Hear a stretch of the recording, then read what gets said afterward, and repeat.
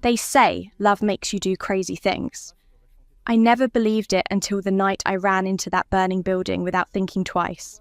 My name is Diana, and this is the story of how I lost everything I thought mattered, only to discover what truly did.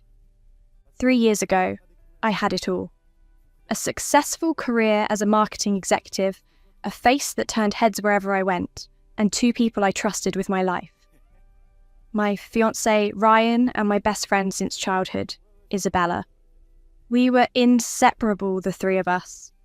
Ryan used to joke that he got a 2-for-1 deal when he proposed to me because Isabella came as part of the package. Isabella was stunning in that effortless way some women are blessed with. Golden hair that caught sunlight like spun silk, emerald eyes that sparkled when she laughed, and a figure that made heads turn on every street corner. But what I loved most about her wasn't her beauty, it was her fierce loyalty. When other girls in high school tried to tear me down out of jealousy, Isabella stood by me. When I doubted myself before important presentations at work, she was the one cheering me on from the sidelines. Ryan was different from the usual corporate types I dated. He worked as a volunteer firefighter alongside his day job as an architect. There was something magnetic about his dedication to saving others, the way his eyes lit up when he talked about his calling. He had this rugged handsomeness that came from years of physical work. Broad shoulders, calloused hands that could be gentle when they traced my cheek, and a smile that made me feel like I was the only woman in the world. We were planning our wedding for the following spring. Isabella was going to be my maid of honour naturally. We'd spent countless evenings at my apartment, poring over wedding magazines, debating flower arrangements and colour schemes. Ryan would often join us, bringing takeout, and listening patiently as we discussed the merits of ivory versus cream for my dress. "You 2 are going to drive me crazy with all this wedding talk," he'd tease. But his eyes were always soft when he looked at me, filled with a love I thought was unshakable. The night that changed everything started like any other Friday evening. The 3 of us had dinner at our favourite Italian restaurant downtown. Isabella had just gotten promoted to senior graphic designer at her firm, and we were celebrating. Ryan kept his arm around me throughout dinner, his thumb tracing circles on my shoulder in that absent-minded way he did when he was content. "I'm so happy for you, Izzy," I said, raising my wine glass. "You've worked so hard for this." Isabella's smile was radiant. "I couldn't have done it without your encouragement, Di. You've always believed in me, even when I didn't believe in myself." Ryan squeezed my shoulder. "That's my girl. Always lifting everyone up around her." After dinner, we decided to walk back to my apartment instead of taking Ryan's car. The evening air was crisp, perfect for October in our city. We strolled down the tree-lined street, Isabella linking her arm through mine while Ryan walked on my other side. Everything felt perfect, like a scene from a romantic movie. That's when we smelled the smoke. At first, it was just a faint, acrid scent carried on the wind. But as we turned the corner onto Maple Street, we saw the orange glow dancing against the night sky. The old Victorian house at the end of the block was engulfed in flames. Ryan immediately pulled out his phone to call 911, but we could already hear sirens in the distance. A small crowd had gathered on the sidewalk, neighbours in their pyjamas and robes watching in horror as the fire consumed the beautiful, century-old home. "The Hendersons live there," Isabella whispered, her face pale in the firelight. "Where are they? Does anyone see them?" Mrs. Chen from next door was crying. "Tom Henderson went back inside. He said their cat Whiskers was still trapped in the house. Martha's trying to stop him, but he wouldn't listen." My blood ran cold. Tom Henderson was 73 years old with a bad heart. If he was trapped in that inferno. Ryan was already moving, his firefighter instincts kicking in. "Diana, call the fire department again. Tell them there's someone inside." He started toward the house, but I caught his arm. "Ryan, no! The fire department will be here any minute. You don't have your equipment. It's too dangerous." He looked at me with those determined eyes I'd fallen in love with. "I can't just stand here and watch him die. I have to try." The front of the house was completely blocked by flames, but Ryan spotted a side window on the ground floor that wasn't yet consumed. Without proper gear, without backup, without anything but his bare hands and his courage, he smashed the glass and climbed inside. Isabella grabbed my hand so tightly it hurt. "He'll be okay, Diana. He knows what he's doing." Minutes felt like hours. The fire trucks arrived, and the professionals immediately began setting up their hoses and equipment. But I could see the doubt in the fire chief's eyes as he assessed the situation. The house was nearly gone. Then I saw something that made my heart stop. A beam had fallen across the side window Ryan had used to enter. The same window he would need to use to escape. Even if he found Tom Henderson alive, they were both trapped now. I didn't think. I didn't calculate the risks or consider the consequences. I just moved. The heat hit me like a physical wall as I ran toward the house. Behind me, I could hear Isabella screaming my name, could hear the fire chief shouting orders for someone to stop me. But all I could think about was Ryan trapped inside, probably unconscious from smoke inhalation by now, waiting for rescue that might not come in time. I found a loose board that had fallen from the side of the house and used it to clear the debris from the window. The flames were so close I could feel my hair beginning to singe. That's when I heard it, Ryan's voice, weak but alive, calling for help from somewhere inside. "I'm coming!" I shouted and climbed through the window into hell. The inside of the house was a maze of smoke and flame. I couldn't see more than a few feet in any direction. My lungs burned with each breath, and my eyes streamed tears from the acrid air. But I pressed forward, following the sound of Ryan's voice. I found them in what had once been the living room. Tom Henderson was unconscious, and Ryan was dragging him toward what he thought was an exit. But the doorway he was heading for was blocked by a wall of flame. "Ryan!" I screamed over the roar of the fire. "This way! The window!" He turned toward me, relief flooding his soot-stained face. "Diana, what are you doing here? You need to get out." "Not without you." I grabbed Tom Henderson's other arm, and together we began pulling him toward the window. That's when I heard the crack above us. The ceiling beam came down in a shower of sparks and burning wood. Ryan saw it first and threw himself forward, pushing Tom Henderson clear of the falling debris. But there wasn't time to save himself. Without thinking, I lunged forward and shoved Ryan out of the path of the falling beam.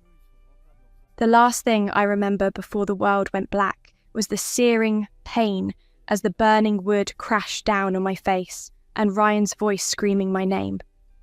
I woke up 6 days later to the steady beep of monitors and the antiseptic smell of hospital air. My entire face was wrapped in bandages, leaving only slits for my eyes and mouth. The morphine made everything hazy, but I could hear voices through the fog, Ryan and Isabella arguing in hushed tones near my bed. "She saved your life," Isabella was saying, her voice thick with tears. "She could have died, Ryan." "You think I don't know that?" His response was sharp, strained. "I never asked her to come after me. I told her to stay back. Don't you dare blame her for this." The arguing stopped when they noticed I was awake. Ryan's hand found mine immediately, his fingers trembling as they interlaced with mine. "Diana, thank God. We thought... His voice broke. I tried to speak, but my throat felt like sandpaper. Isabella held a straw to my lips, helping me sip water. "Tom?" I managed to whisper. "He's alive," Ryan said quickly. "Minor smoke inhalation, but he's going home tomorrow. Whiskers, too. The cat was hiding in a closet, completely unharmed." Dr. Martinez, a kind-faced woman with greying hair, entered before I could respond. She dismissed Ryan and Isabella gently, but firmly, for my first examination. What she told me changed everything. The burns covered 60% of my face. 3rd-degree damage along my left cheek and jaw, 2nd degree across my forehead and around my right eye. The beam had been burning for hours before it fell, and the superheated wood had essentially melted through layers of skin and muscle. "We'll need at least 8 surgeries over the next 2 years," she explained, her voice professionally gentle. "I won't lie to you, Diana. Even with our best efforts, there will be significant scarring. Your face will never look the same." The words hit me like a physical blow, but I forced myself to ask, "How significant?" She showed me pictures of similar cases. My stomach turned. Deep, rope-like scars would run across my cheek. My left eye would have a permanent droop from damaged muscles. The smooth skin I'd taken for granted would be replaced by patchwork grafts and permanent discoloration. "We'll do everything we can," she promised, "but I believe in preparing patients for reality." That night, alone in my hospital room, I cried until no tears were left. Not just for my face, but for everything it represented. My confidence, my career, my future. How could I stand in front of clients when they couldn't look at me without flinching? How could I be the beautiful bride Ryan deserved? But when he visited the next morning, bringing my favourite coffee and a bouquet of white roses, his reaction gave me hope. "You're still the most beautiful woman I've ever seen," he said, kissing my unbandaged forehead. A few scars could never change that. Isabella echoed his sentiment, though I caught her flinching slightly when the nurses changed my dressings. "Beauty comes from within, Di. You've always been radiant because of your heart, not your face."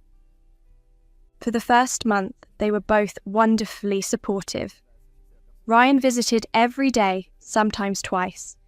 He brought books to read aloud, downloaded my favourite shows on his tablet, and held my hand through every painful procedure. Isabella coordinated with our friends and family, screening visitors to protect my privacy and bringing updates from the outside world. My company granted extended medical leave with full pay. My insurance covered most of the treatments. Everything seemed manageable, wrapped in the cocoon of their love and support. The first surgery happened 3 weeks after the accident. When the bandages came off, revealing the initial reconstruction work, I saw truth in their eyes before they could hide it behind reassuring smiles. The horror was brief, but unmistakable. "It's just the beginning," Ryan said quickly. "Dr. Martinez said it would look much better after all the surgeries." But something had changed. His kisses became fewer, briefer. His visits grew shorter, filled with talk about work pressures and his volunteer firefighting duties. When I asked about wedding planning, he suggested we focus on my recovery first. Isabella filled the growing gaps in Ryan's attention. She brought magazines, did my nails, helped me practice makeup techniques that might minimize the scarring. But I noticed her Instagram posts changing. Fewer pictures of us together, more photos with other friends I barely knew. The second surgery came 2 months later. This time, when the bandages were removed, Ryan didn't try to hide his reaction. He looked at me for exactly 3 seconds before his gaze shifted to the floor. "How does it look?" I asked, though I already knew from his expression. "Better," he said, but the word came out flat, unconvincing. Dr. Martinez was more honest. "The scarring is more extensive than we initially thought. The muscle damage affected your facial symmetry more than anticipated." I spent that night staring at myself in the small mirror Isabella had brought me. The woman looking back was a stranger. My left eye drooped noticeably, giving me a perpetually sad expression. The scars across my cheek created deep valleys in what had once been smooth skin. The skin grafts from my thigh had taken on my face, but they were a different texture, slightly different colour. I was no longer beautiful, I wasn't even pretty. I was, by any conventional standard, disfigured. Ryan's visits became sporadic. When I called, he often didn't answer, texting back hours later with apologies about work emergencies or training exercises. When he did come, he sat farther from my bed, avoided looking directly at me, and seemed eager to leave. Isabella tried to compensate for his absence, spending long hours at the hospital. But I caught her taking selfies when she thought I wasn't looking, documenting her own flawless face as if to reassure herself it was still there. "Maybe you should talk to someone," she suggested one evening, "a therapist who specializes in trauma recovery." "Is that your way of saying I'm not handling this well?" "I just think professional help might be good for you, and maybe it would help you understand why Ryan is struggling too." Why Ryan was struggling, as if my disfigurement was somehow harder on him than it was on me. The third surgery was scheduled for December, just before what should have been our final wedding preparations. Ryan had stopped mentioning the wedding entirely, and when I brought it up, he grew quiet and distant. "Maybe we should postpone," he finally said one evening, standing by the hospital window, instead of sitting beside my bed like he used to. "Give you time to fully recover? Postpone or cancel?" The words came out sharper than I intended. He turned then, and for a moment, I saw my Ryan again. The man who had risked his life to save a stranger, who had proposed under the stars on our first camping trip, who had once traced my face with such tenderness. But the moment passed. "I don't know, Diana, I don't know." That's when I realised I was losing him. The man I'd sacrificed everything to save was slipping away, repelled by the very scars I'd earned saving his life. The betrayal began with small lies that I was too trusting to catch. "Ryan can't make it tonight," Isabella would say during her evening visits. "Emergency training drill," or "he's covering an extra shift at the firm, big deadline." I believed her because I wanted to, because the alternative, that my fiancé was avoiding me, felt too devastating to accept. Isabella had become my lifeline during those dark hospital months, the one constant when everything else felt uncertain. She brought me books by female authors who'd overcome adversity, helped me practice walking again after weeks in bed, and listened patiently when I worried about returning to work. Her presence felt like proof that not everyone would abandon me because of my scars. What I didn't know was that Ryan had started confiding in Isabella about his struggles with my appearance. What began as him seeking comfort from our mutual friend had evolved into something far more dangerous. Late-night conversations that excluded me, shared glances I was too naive to recognise, a growing intimacy built on the foundation of my tragedy. The truth revealed itself on a cold January evening, 3 days before my fourth surgery. I'd been discharged for a brief recovery period at home, my first taste of freedom in 4 months. My apartment felt alien. All the mirrors I'd covered with sheets, photos of my old face scattered everywhere like ghosts. Isabella had offered to stay with me, help me adjust, but I'd insisted I needed to learn independence. That evening, she texted saying she was bringing dinner and Ryan might stop by later. I felt a surge of hope. Maybe some normalcy was returning to our relationship. I spent an hour getting ready, practicing the makeup techniques the hospital therapist had taught me to minimise the scarring. The result was still startling, but at least I looked more like a person recovering from trauma rather than a horror movie victim. Isabella arrived with Thai food from our favourite restaurant, but something felt off. She seemed nervous, checking her phone constantly, barely touching her pad thai. "Is everything okay?" I asked. "Of course," she said too quickly. "Just work stress." An hour later, my doorbell rang. Isabella jumped like she'd been shocked. "That's probably Ryan," she said, but her voice sounded strange. I opened the door with genuine excitement. I hadn't seen him in over a week, but his expression when he saw me wasn't the warm greeting I'd hoped for. It was shock, followed quickly by something that looked like guilt. "Diana, I didn't expect you to look so..." He stopped himself, but the damage was done. "So what? Horrible? Frightening?" "That's not what I meant." But I saw the truth in his eyes. The woman he'd fallen in love with was gone, replaced by someone he could barely stand to look at. Isabella moved between us, her hand touching Ryan's arm in a gesture that seemed too familiar. "Ryan, you said you wanted to talk to Diana about something important." The way she said it, the way he looked at her instead of me, made something click into place. A pattern I'd been too blind to see. "How long?" I asked quietly. They both turned to me, confusion replacing guilt on their faces. "How long have you two been together?" The silence stretched like a chasm. Isabella's face went pale, and Ryan's jaw tightened in a way I recognised. It was how he looked when he was caught in a lie. "Diana, that's ridiculous," Isabella said, but her voice wavered. "Ryan and I are just friends. You're paranoid because of everything you've been through." "Then why does he look at you the way he used to look at me? Why do you touch him like you have the right to? Why haven't you two been in the same room together during any of your visits since December?" Ryan stepped forward, his hands raised like he was approaching a dangerous animal. "You're right, we need to talk. But not like this. Not when you're upset." "I'm upset because my fiancé and my best friend are lying to my face." My voice cracked, but I pushed on. "I may be scarred, but I'm not stupid. Tell me the truth." Isabella broke first. Tears started streaming down her perfect face as she sank onto my couch. "It wasn't supposed to happen.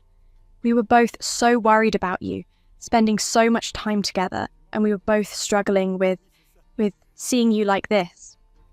"So you bonded over how repulsive I'd become?" "No, it wasn't like that. We were supporting each other through a difficult time, and feelings just developed." Ryan moved closer to Isabella, and I saw it clearly then. The way his hand naturally found her shoulder, the way she leaned into his touch. They'd been together for months, growing closer while I lay in a hospital bed recovering from saving his life. "When did it start?" I demanded. Ryan finally found his voice. "After your second surgery. We were both devastated seeing you like that, and we found comfort in each other. But Diana, we never meant for it to become..." "When did you first kiss her?" The question hung in the air. Isabella was openly sobbing now, but I felt nothing but cold fury. 3 weeks ago, Ryan whispered. 3 weeks.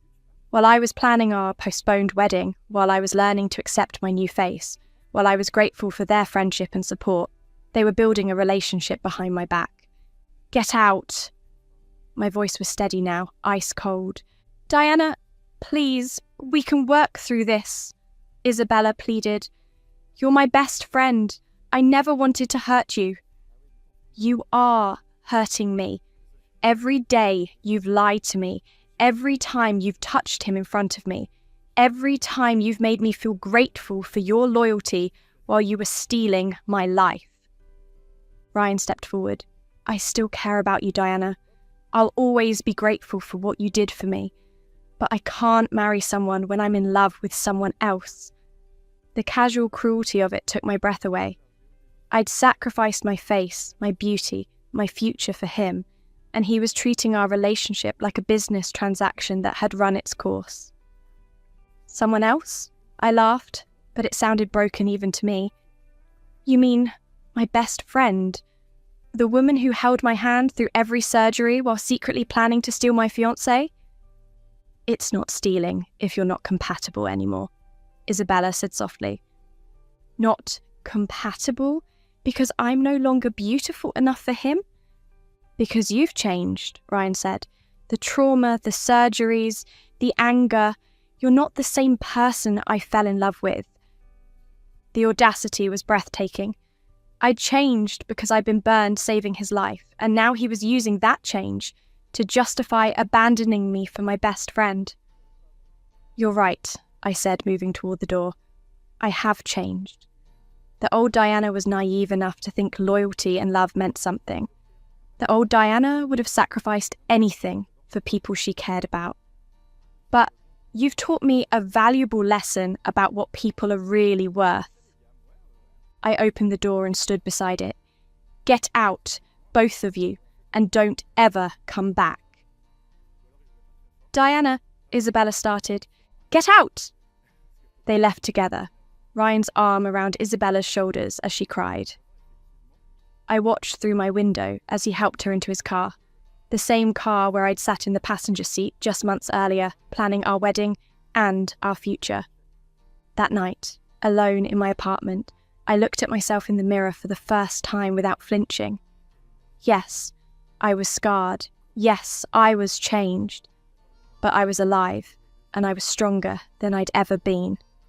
They thought they'd won by choosing each other. They had no idea what they'd unleashed. Revenge, I discovered, was a dish best served with patience and precision. The first thing I did was cancel my 4th surgery. Dr. Martinez was concerned, but I'd made my decision. I would work with the face I had, not chase after the face I'd lost. The scars would stay, but they would become my strength, not my shame. The second thing I did was hire a private investigator. James Morrison came highly recommended by my lawyer, a former police detective with kind eyes and a no-nonsense attitude. He listened without judgment as I explained what I needed to know about Ryan and Isabella's relationship. Timeline, evidence, financial records, I told him. Everything. Within 2 weeks, Morrison delivered a file that made my blood run cold. Ryan and Isabella hadn't just been having an affair. They'd been planning their future together while I was still unconscious in the hospital. Bank records showed Ryan had been apartment hunting with Isabella just 1 week after my 2nd surgery. He'd even put down a deposit on a luxury condo downtown, the kind of place we'd dreamed of living together.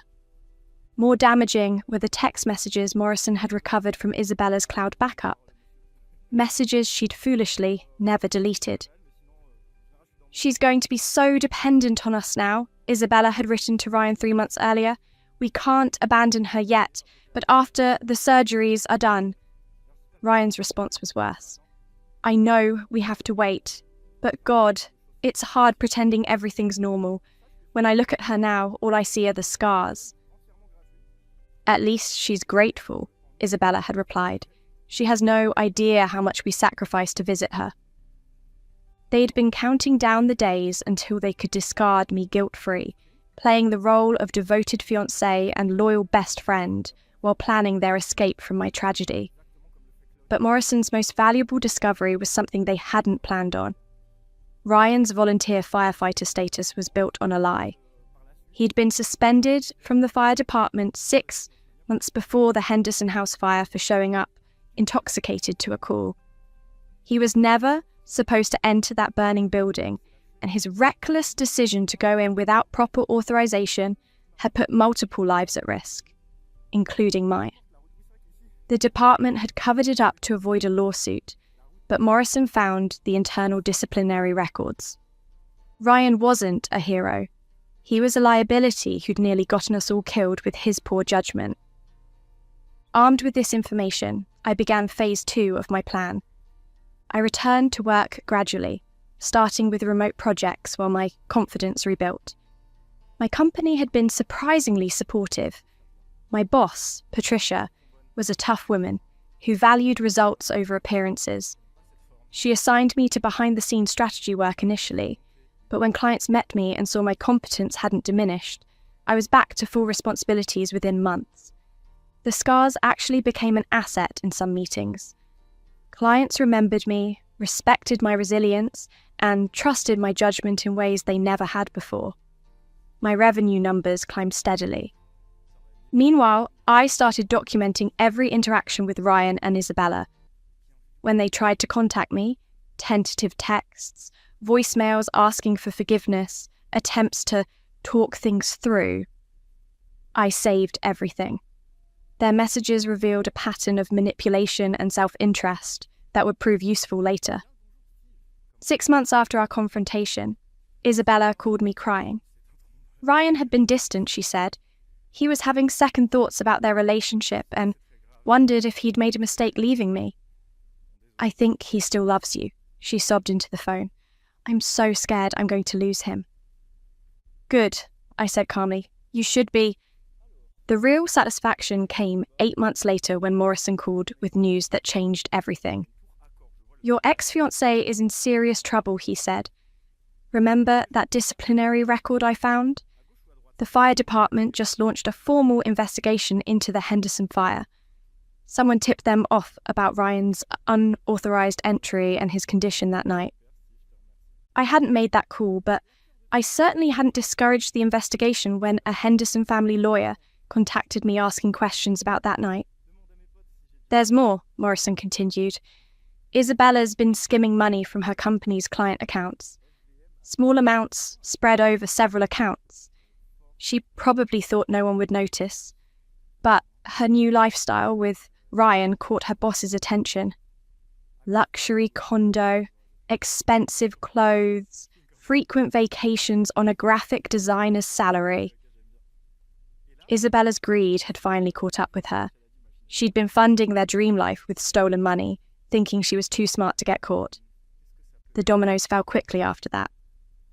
Ryan lost his volunteer position permanently when the fire department concluded he'd endangered civilian lives through reckless behaviour.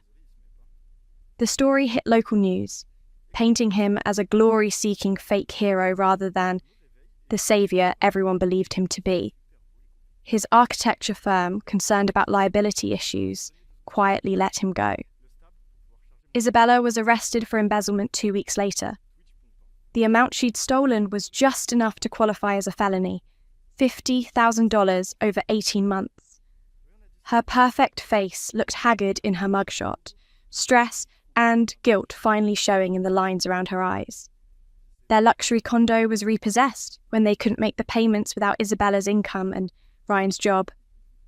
They moved into a studio apartment in the worst part of town, their relationship cracking under the pressure of their collapsed lives. But the sweetest justice came when Tom Henderson's family sued Ryan for reckless endangerment. My testimony was crucial. The woman who'd been scarred, saving the man who'd recklessly put everyone in danger. The jury awarded damages that would haunt Ryan financially for decades. Isabella, facing prison time, tried one last desperate move. She called me from jail, begging me to provide a character reference for her sentencing hearing. "Please, Diana," she cried. "We were best friends for 20 years. That has to count for something. I made mistakes, but I never stopped caring about you." I met her at the courthouse on the day of her hearing, wearing a perfectly tailored suit that highlighted my confidence rather than hiding my scars. "You want to know what our 20-year friendship counts for?" I asked her. "It makes your betrayal 20 times worse. You didn't just steal my fiancé, you chose to torture me with your fake sympathy while planning your future with him.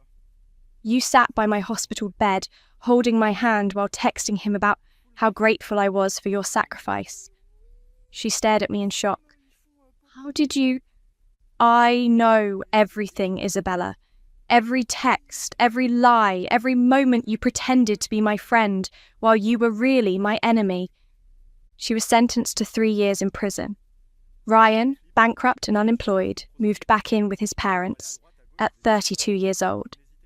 Today, I run my own marketing consultancy. My client list includes several major corporations who sought me out specifically because of my reputation for resilience and strategic thinking. The scars on my face tell a story of courage that opens doors my old beauty never could. I'm engaged to a wonderful man named Alexander, a trauma surgeon who sees my scars as proof of my strength, not evidence of my damage. He loves me for who I became, not who I used to be.